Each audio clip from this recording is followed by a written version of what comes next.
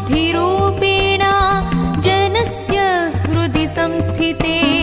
स्वर्गापवर्गदे देवी नारायणि नमोऽस्तुते कलाकाष्ठादिरूपेण परिणामप्रदायिनी विश्वस्योपरतौ शक्ते नारायणि नमो